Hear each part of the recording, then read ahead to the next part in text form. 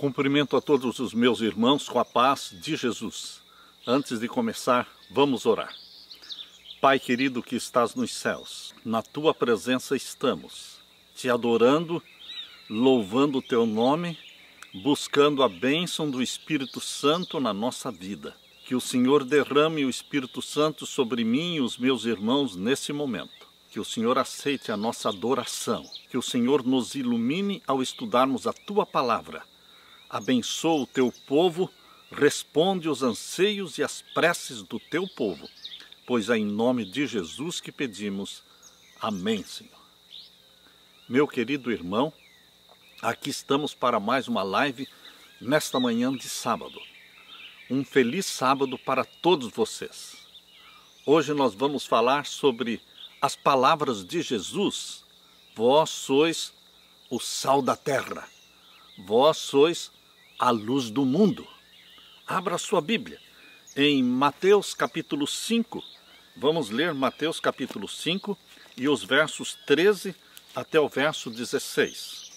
Mateus capítulo 5 e os versos 13 até o verso 16. Leia comigo. Vós sois o sal da terra, disse Jesus. E se o sal for insípido, com que se há de salgar? Para nada mais presta senão para ser lançado fora e ser pisado pelos homens. Vós sois a luz do mundo.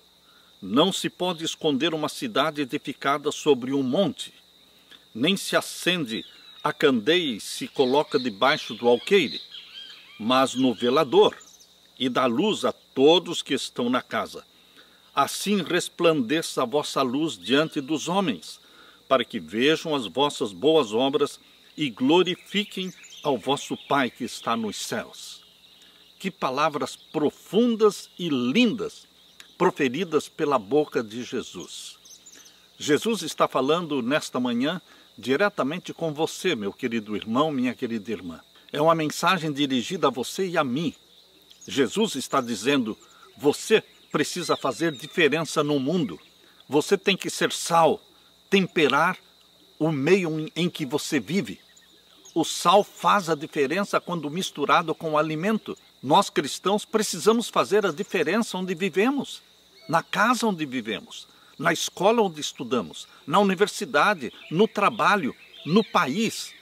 Queridos, se nós não fizermos diferença atraindo pessoas para Jesus, então de nada vale o nosso cristianismo. O nosso Cristo é um Cristo vivo e que vive para todo sempre. Foi morto, mas reviveu e vive para todo sempre. E ele é vivo porque vive na vida dos seus seguidores.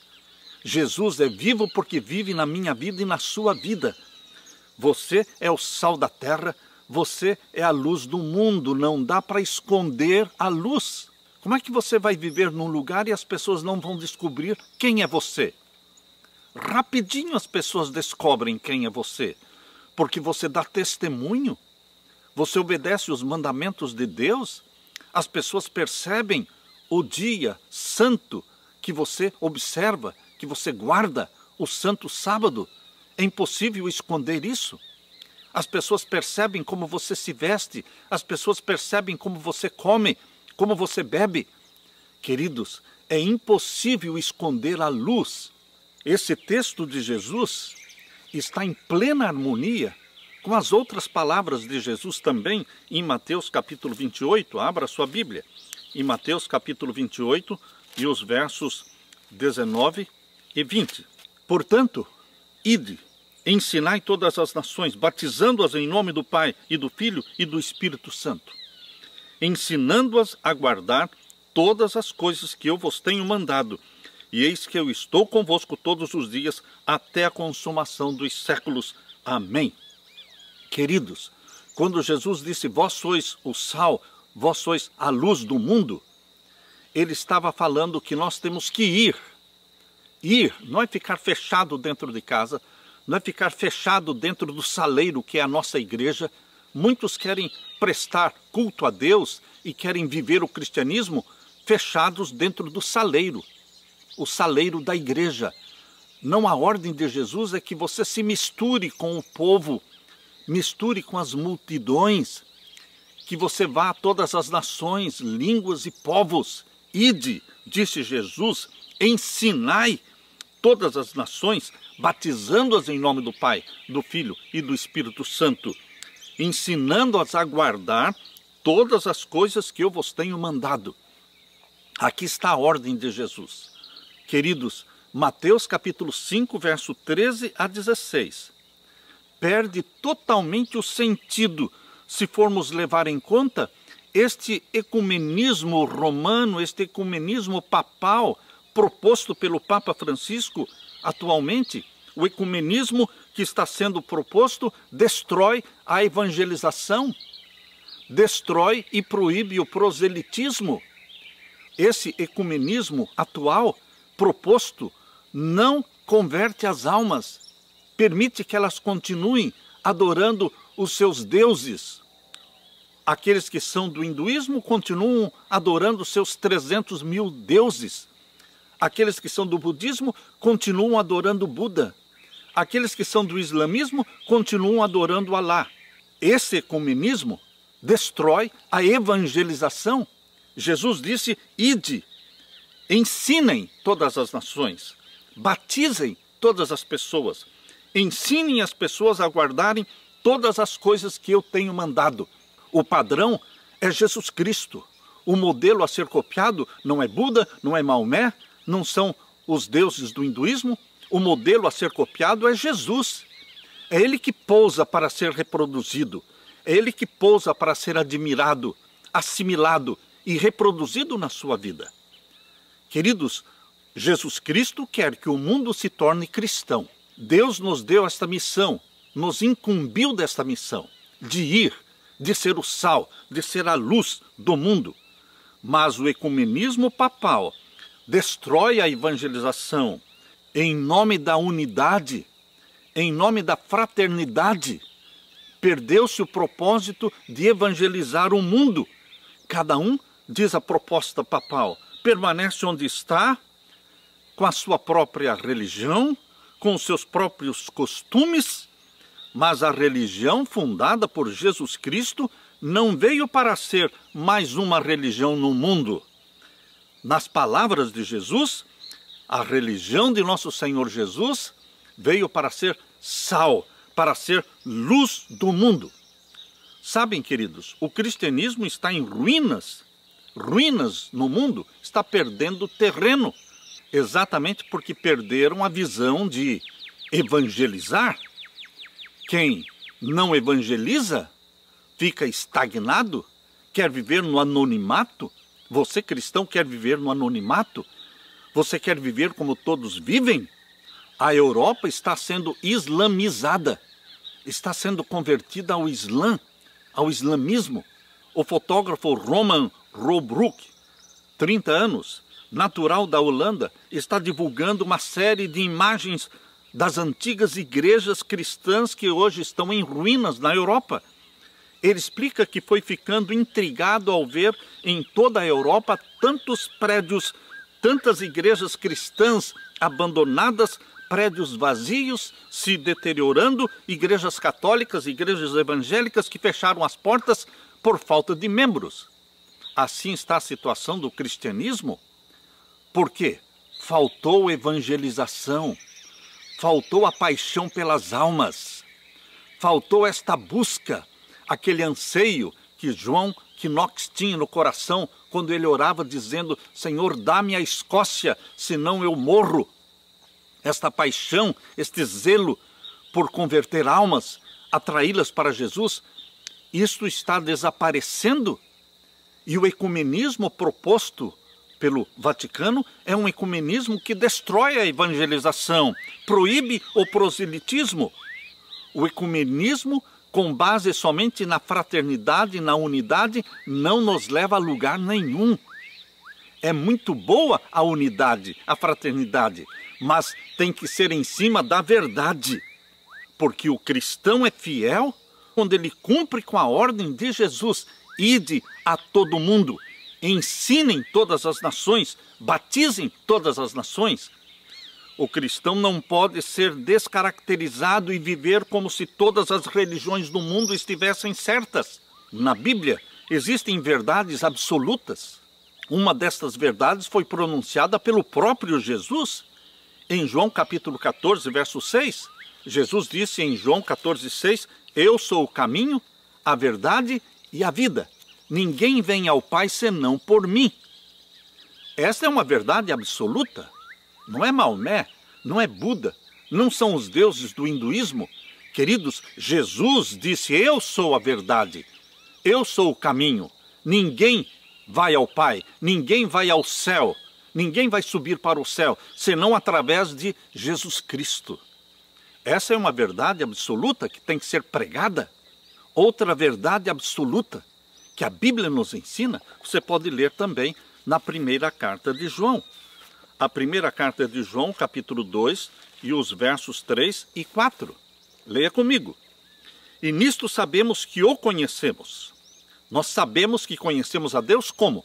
Qual é a prova dos 9, não é? Qual é a prova de que você realmente conhece a Deus? E nisto sabemos que o conhecemos, se guardarmos os seus mandamentos. Uma verdade absoluta. Não seremos fiéis cristãos se não guardarmos os mandamentos de Deus.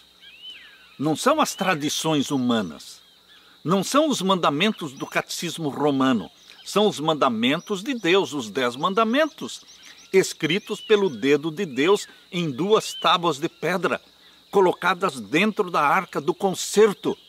O Espírito Santo escreve na sua mente, no seu coração, estes santos mandamentos de Deus. Portanto, você e eu precisamos crer e pregar que salvação só existe em Jesus Cristo. Ele não é um líder, fundador de uma religião. Não, ele é o Salvador do mundo. Só existe ele. Eu sou o caminho, disse Jesus.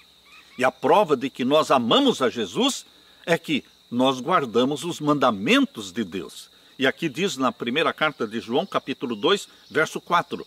Aquele que diz, eu o conheço e não guarda os seus mandamentos, é mentiroso e nele não está a verdade. Cristianismo é seguir a Jesus. Cristianismo é viver em obediência aos mandamentos de Jesus. Cristianismo é se espelhar em Jesus, reproduzir a vida de Jesus.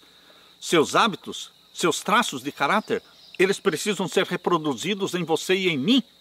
Por isso diz 1 João capítulo 2, verso 6, aquele que diz que está em Cristo, também deve andar como ele andou.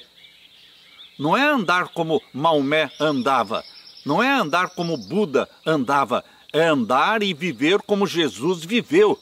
O padrão é Jesus, meu querido irmão. Por isso, esse ecumenismo que deixa as pessoas na sua própria religião, adorando seus próprios deuses de carne, deuses de barro, meu querido irmão, isto não leva para o céu. Jesus Cristo quer que você seja sal, seja luz do mundo. Jesus Cristo quer que você tenha paixão e tenha obsessão pela ordem que ele deu. Ide, ensinem, batizem e ensinem todas as coisas que eu tenho mandado. Jesus Cristo está dando esta ordem para você. Acima da unidade, acima da fraternidade, está o quê? A verdade absoluta de que Jesus é o caminho, a verdade e a vida, de que nós precisamos guardar os mandamentos de Deus. O ideal é construir uma unidade, uma fraternidade em cima da verdade, mas sabemos que isso não vai acontecer. As palavras de Jesus se chocam com a proposta do ecumenismo papal sobre unidade e fraternidade acima de todas as coisas. É uma proposta bonita, mas não vai transformar os corações, não vai transformar as vidas, não vai salvar as pessoas. Ser sal e ser luz significa fazer diferença na sociedade, atrair as pessoas para Jesus. O cristão fiel não vive no anonimato, porque cristianismo e anonimato não combinam. Porque o sal tempera, porque a luz ilumina. Ilumina quem está em trevas? Ora, quem está em trevas? As religiões pagãs, que desconhecem a Bíblia como palavra de Deus? que desconhecem Jesus Cristo como Salvador do mundo, que desconhecem os 10 mandamentos escritos pelo dedo de Deus, todas as religiões que desconhecem estas verdades absolutas da palavra de Deus estão em trevas. E nós precisamos ser luz, brilhando nas trevas, atraindo as pessoas para Jesus Cristo. Na antiguidade, o sal era muito precioso e na Itália o operário era pago com sal. Daí vem a palavra salário. O sal só tem valor fora do saleiro. O sal tem que sair do saleiro e misturar-se com o alimento. Sair do saleiro e se misturar com as pessoas, com os povos, com as nações. Isto é cumprir com a ordem de Jesus de Mateus 28:19. Ide, ensinem, batizem. O saleiro dos cristãos é a igreja. E a nossa missão é o mundo inteiro, principalmente os países onde prevalece hinduísmo, budismo, islamismo. O sal faz uma grande diferença fora do saleiro. E o cristão faz uma grande diferença quando está na rua, quando está no trabalho, quando está em casa, nas escolas, nas universidades. Deus muitas vezes sacode o saleiro, permitindo as perseguições, nos tirando da zona do conforto. A história da igreja cristã mostra que, de quando em quando, Deus sacode o saleiro. As constantes perseguições no primeiro século forçou os cristãos a fugirem de Jerusalém e se espalharem pelo mundo.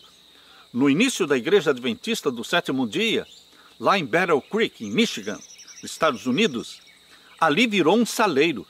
Todos os adventistas corriam para lá, queriam morar em Battle Creek, em Michigan. Mas Deus sacudiu o saleiro, porque ali em Battle Creek, ali estava o Hospital Adventista, ali estava a Escola Adventista, ali estava a Conferência Geral dos Adventistas, ali estava a Casa Publicadora Adventista, tudo estava ali. E eles estavam numa zona de conforto.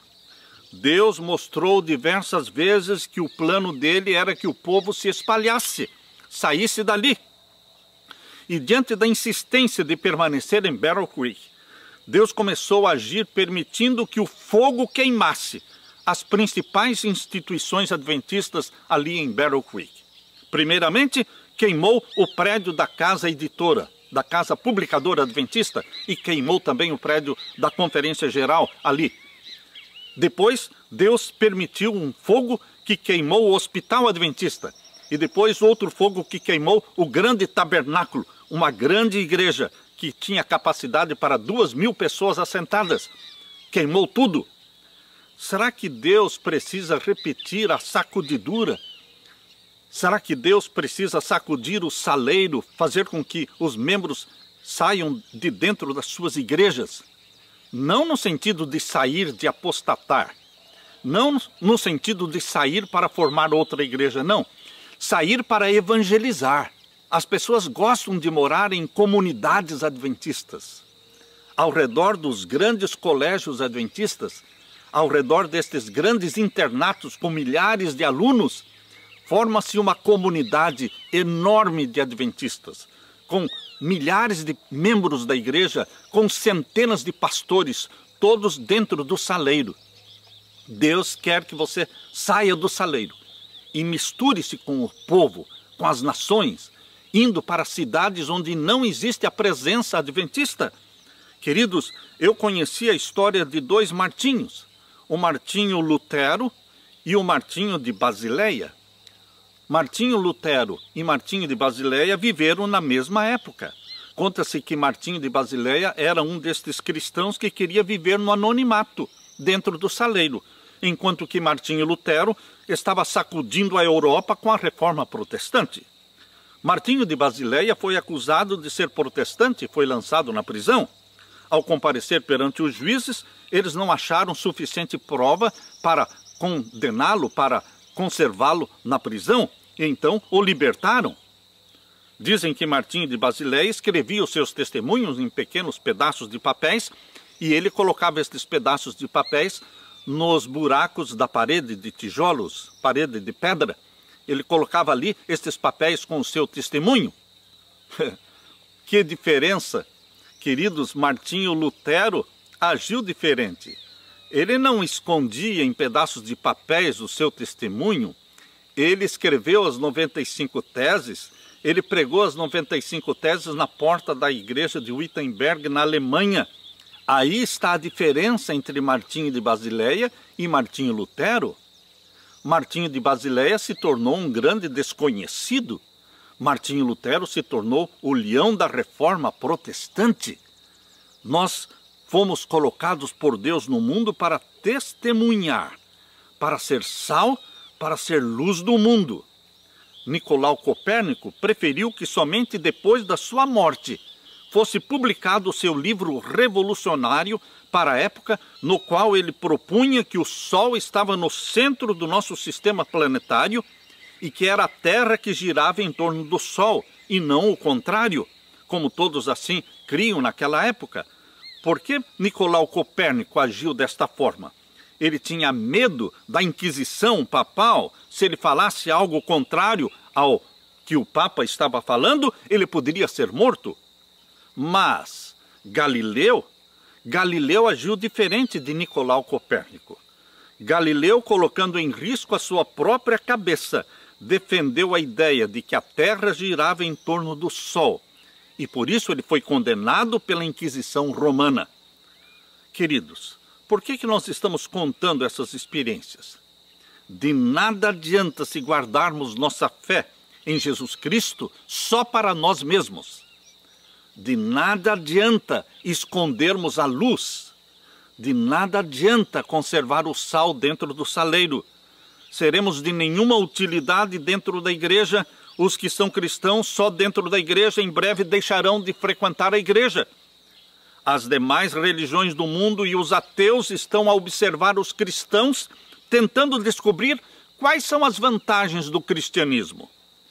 Quais as vantagens do cristianismo sobre o hinduísmo, ou sobre o budismo, ou sobre o islamismo? Por que ser adventista do sétimo dia? Qual é a vantagem de ser adventista do sétimo dia? O que significa isso? Malcolm Muggeridge, um jornalista inglês que se converteu a Jesus, ele escreveu dizendo: o cristianismo não é uma visão estatística da vida. Não, querido. O cristianismo não é uma visão estatística da vida. O cristianismo ainda é a maior religião do mundo, e esse é um grande problema.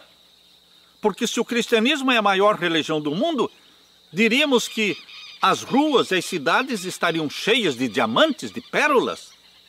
Quando há tantos cristãos espalhados, cristãos tropeçando um no outro pelas ruas, porque é a maior religião do mundo, é de se imaginar que não sejam cristãos verdadeiros. É como se as ruas estivessem cheias de diamantes. Provavelmente não seriam diamantes verdadeiros, porque diamante é coisa rara. Queridos, Jesus disse que a religião verdadeira também é rara. Aqueles que andam no caminho da religião verdadeira, na religião de nosso Senhor Jesus Cristo, espelhando-se em Jesus, imitando Jesus, eles andam num caminho chamado caminho estreito. Mas o ecumenismo proposto pelo Vaticano é um ecumenismo no caminho largo. Abra sua Bíblia, Mateus capítulo 7. Mateus capítulo 7, vamos ver os versos 13 e 14. Entrem pela porta estreita, porque larga é a porta, espaçoso o caminho que conduz à perdição, e muitos são os que entram por ela. Não viva e não ande no caminho largo, porque o caminho largo é o caminho de todo mundo. É o caminho que deixa as pessoas viverem do jeito que elas querem, vestindo do jeito que querem, comendo e bebendo do jeito que querem, adorando seus próprios deuses. Este é o caminho largo que conduz à perdição.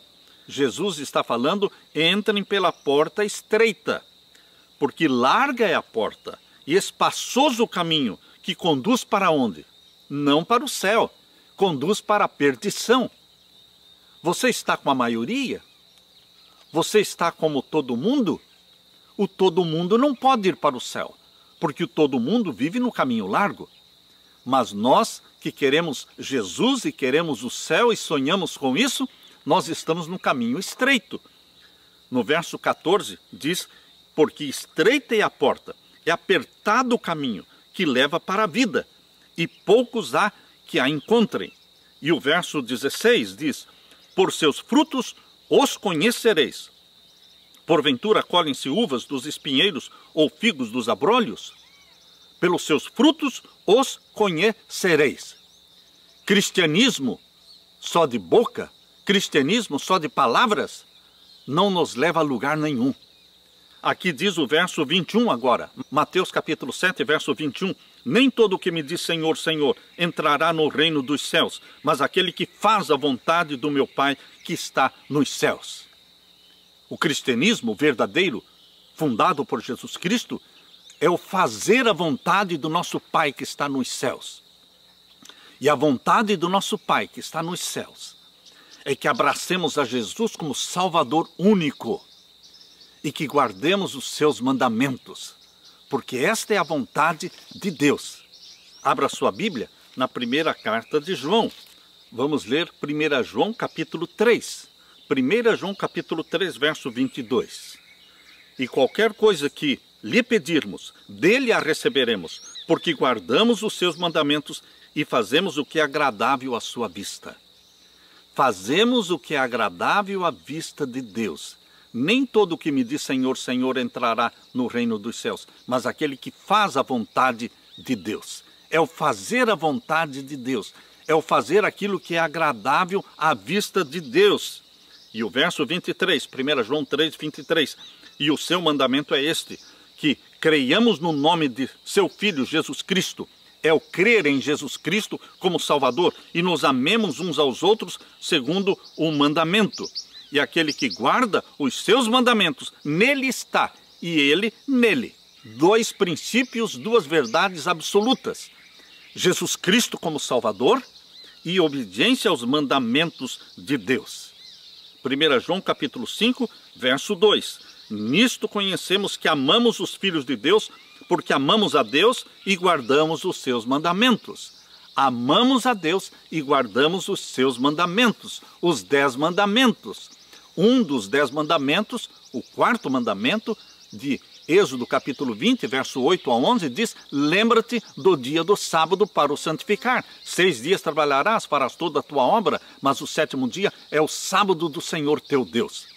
Vejam, queridos, a proposta do ecumenismo papal é que todos permaneçam onde estão, nas suas próprias religiões, adorando seus próprios deuses, mas todos guardando o domingo.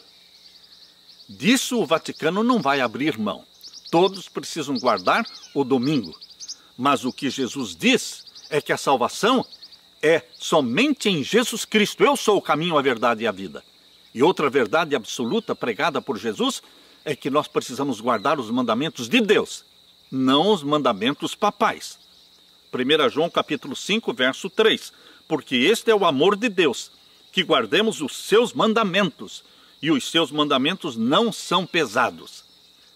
1 João capítulo 2 e o verso 3 diz que aquele que diz que conhece a Deus e não guarda os seus mandamentos é mentiroso e nele não está a verdade. Portanto, meus queridos, aqui estão as verdades absolutas da palavra de Deus. Unidade e fraternidade no caminho largo não salva ninguém. Que tipo de cristianismo é o seu? Cristianismo do caminho largo ou cristianismo do caminho estreito? O padre Zanella escreveu, estou à procura de Cristo e não o encontro. Se você o encontrou, venha depressa me avisar, não com a boca, não só com palavras, mas com a vida e as suas manifestações. As pessoas estão olhando para você, meu querido irmão, e para mim, tentando descobrir nas nossas ações, no nosso estilo de vida, qual é o nosso Deus? A quem nós vamos adorar? Quais as vantagens da nossa religião? Quais as vantagens de ser um adventista do 7º dia? Podemos mostrar Jesus aos outros na nossa vida, nos nossos negócios, nas nossas transações comerciais? As religiões não cristãs do mundo, hinduísmo, islamismo, budismo, observam os cristãos tentando descobrir as vantagens do cristianismo. Quais são as vantagens sobre as outras religiões?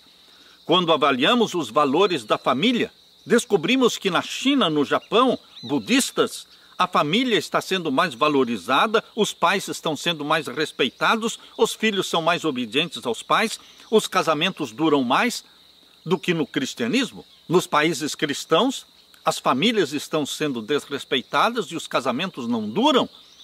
Queridos, o cristianismo do caminho largo, que é o cristianismo que prevalece nos países cristãos, tem sido uma vergonha para Deus e para o mundo. O homem mais sábio da Índia, Mahatma Gandhi, chegou a dizer: eu não me torno cristão por causa dos cristãos. Alguns péssimos cristãos, alguns cristãos falsos, mornos, apostatados, cruzaram a vida e o caminho de Mahatma Gandhi. Por isso ele dizia: eu não me torno cristão por causa dos cristãos. Poderia alguém falar o mesmo a nosso respeito? Eu não me torno adventista por causa dos adventistas?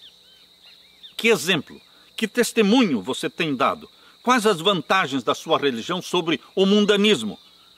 Se nós frequentarmos os mesmos restaurantes, se nós comermos nas mesmas lanchonetes, se nós bebermos o mesmo café, a mesma Coca-Cola, comermos os mesmos hambúrgueres, se assistirmos os mesmos filmes de Hollywood e assistirmos às mesmas novelas, se nos vestimos de roupas iguais a todo mundo e frequentamos os mesmos cinemas, se imitamos o mundo em termos de sexualidade, de liberdade sexual, como vamos atrair as pessoas para Jesus? Você foi chamado por Deus para ser sal, para ser luz do mundo. Como podemos evangelizar e atrair para Jesus se estamos perdendo as características de um povo escolhido e de uma nação santa? Deus quer santidade na sua vida. A segunda carta de Pedro, capítulo 2, verso 9. Jesus diz assim: mas vós sois a geração eleita. Você é uma geração eleita. Sacerdócio real. Nação santa. Povo adquirido. Para que anunciem as virtudes daquele que vos chamou das trevas para a sua maravilhosa luz. Nação santa, povo escolhido, querido, sacerdócio real. E a nossa missão, anunciar, pregar, ir pregar acerca daquele que nos chamou das trevas para a sua maravilhosa luz. Nós vemos e ouvimos em nossos dias muito do nome de Jesus, mas vemos muito e muito pouco do caráter e das virtudes de Jesus. Um jovem pintor que estudava sob a direção de um grande mestre chegou um dia no estúdio e disse para o seu professor: hoje eu quero pintar com o seu pincel. Depois de algumas horas pintando com o pincel do mestre, ele voltou e devolveu o pincel e disse: eu não pinto melhor com o seu pincel do que com o meu. Um servo que estava ali limpando o estúdio ouviu este jovem aluno e, em particular, falou com este jovem aprendiz: não é do pincel do mestre que você precisa do talento do mestre. Ó, meu querido irmão, minha querida irmã, nós não precisamos somente do nome de Jesus, porque todo mundo se diz cristão.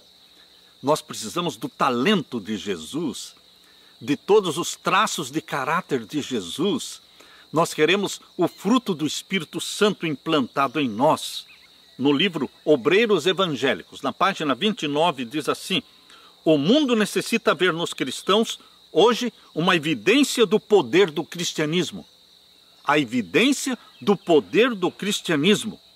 Queridos, o cristianismo é mais do que um código de crenças. O cristianismo é uma vida que representa Jesus agora e sempre. No livro Desejado de Todas as Nações, na página 615, Deus diz assim: Cristo pousa para ser retratado em cada discípulo. Jesus está pousando diante de você como um modelo para ser copiado.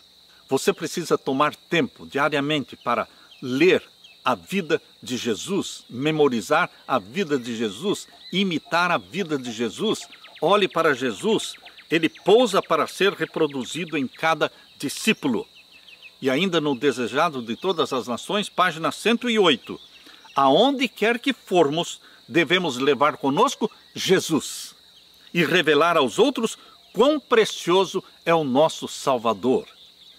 E no Conselho para Pais, Professores e Estudantes, na página 291, lemos assim: o Senhor deseja que o seu povo manifeste pela vida que vive a vantagem do cristianismo sobre o mundanismo.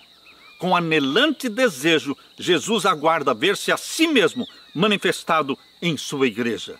Meu querido irmão, o desafio de Deus para você é refletir o caráter de Jesus. No livro Conselho a Pais, Professores e Estudantes, página 292, está aqui o desafio. Quando o caráter de Jesus for perfeitamente reproduzido em seu povo, então ele virá para reclamar os seus. Quando Jesus vai voltar? Quando você estiver com o selo do Deus vivo, batizado pela chuva serôdia do Espírito Santo, refletindo perfeitamente e eternamente o caráter de Jesus. Quando o caráter de Jesus for perfeitamente reproduzido em seu povo, então ele virá para reclamar os seus. E no livro Ciência do Bom Viver, página 143, eis aqui o outro desafio. O mundo necessita atualmente daquilo que tem sido necessário há 1900 anos, a revelação de Jesus. Está você disposto, ansioso por revelar Jesus aos outros? Você é o sal da terra. Você é a luz do mundo. Que Deus derrame sobre você o Espírito Santo, meu querido irmão, minha querida irmã. E que Deus nos ajude a refletir Jesus, revelar Jesus. Deixe-me orar com você. Pai querido que estás nos céus, nós somos de Jesus. Nós cremos que Jesus Cristo precisa ser refletido, reproduzido na vida de cada um de nós. Derrama sobre mim e os meus irmãos o Espírito Santo neste momento. Imprime na nossa mente a mente de Jesus. E que possamos revelar Jesus dentro da nossa casa, na rua, no trabalho, na escola, na universidade, e que cumpramos com a tua missão. Ide e ensinai e batizai. E que o Senhor Jesus esteja conosco através do Espírito Santo todos os dias, até a consumação dos séculos, até a tua volta gloriosa, poderosa para nos buscar. Volte logo, querido Jesus, em teu nome que pedimos. Amém. Amém. Fique com a graça e com a paz de Jesus. Amém.